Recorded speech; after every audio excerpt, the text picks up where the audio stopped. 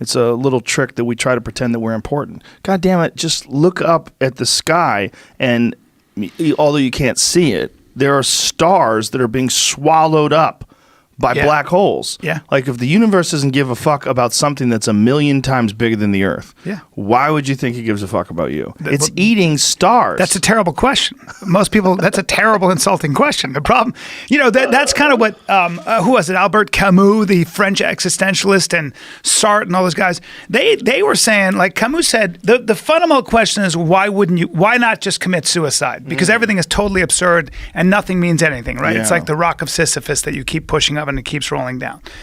And then he said, but the truth is most people don't want to kill themselves, but they'll commit philosophical suicide. Meaning, instead of like really starting to ask these questions and really getting into it and realizing that it's all hopeless and despair, you just glom onto a certain philosophy that gives you hope, religion, or whatever it might be, which is what it is. And maybe the way out of that is just to enjoy every day, taste your food, enjoy your friends, and realize that it could end in any second. Another thing that's fucked with me, the concept of reincarnation. Not the concept of reincarnation like coming back as a butterfly or something like that, but the concept of living your life over and over and over again until you get it right. Oh, Jesus. Now, here's what fucks with me. I am having a great time. So why wouldn't I want to do this again? Yeah. I'm having a great time. I have great friends like you and young Jamie over there, and I love my family. I love what I do for a living. I love our circle of friends is amazing. I mean, we are for sure some of the luckiest men I have ever met in my life. There's no doubt. There's no doubt. We have fun, man. Dude, I was thinking about all the mistakes I'd made, but then I went, wait a minute, but I'm here.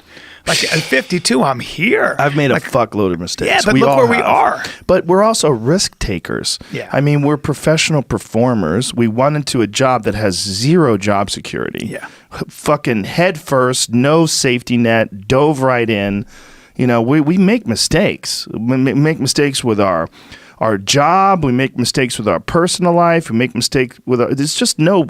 There's no way to avoid it. No way of avoiding it. Because I don't have a dress rehearsal. I'm presented with these. Yeah. I'm presented with the scenario. Yes. I have to make a choice in real time. Yeah. I'm going to make a mistake. Right. And once I realize that and stop beating myself up about it and realize that I've always done the best I can. But here's what you can do: be brutally honest and assess yourself and see where you're falling short, and then just change your approach. Yeah. So that's kind of what I did. When I saw acting, when I saw what just being an actor was, and I saw how precarious it was, and I saw where the business was moving with the new media and stuff, and I was like, this doesn't make. Then I watched you doing your podcast, and you would say start a podcast. So guess what? I started a podcast, didn't go well. Started another podcast, didn't make money. Then started a third podcast with Brendan Schaub and blah blah blah.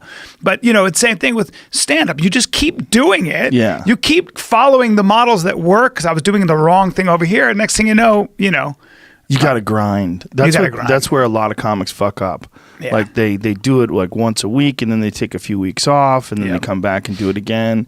And they're like, how do you do it all the time? I'm like, because I know how to grind. I'm a grinder. It's not just grind. Like for me, the idea is original self-expression.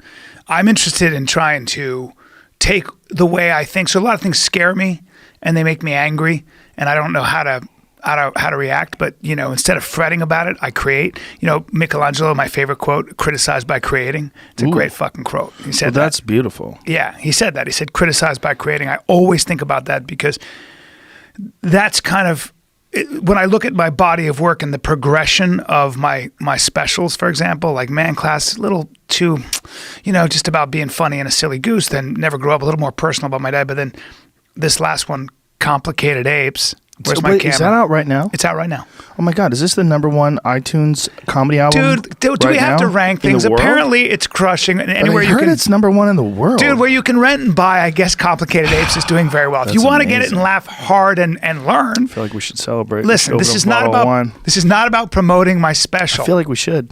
I feel like you should promote it a little bit. All right, fine. Get Complicated Apes. Let's just get that out right now, right? I guess it's out right now. You get it on iTunes. Or anywhere you rent or buy your material. So if you have Apple TV, you could just watch it on your TV. You can get it on Xbox or PlayStation. You can get it on Amazon. I don't stop.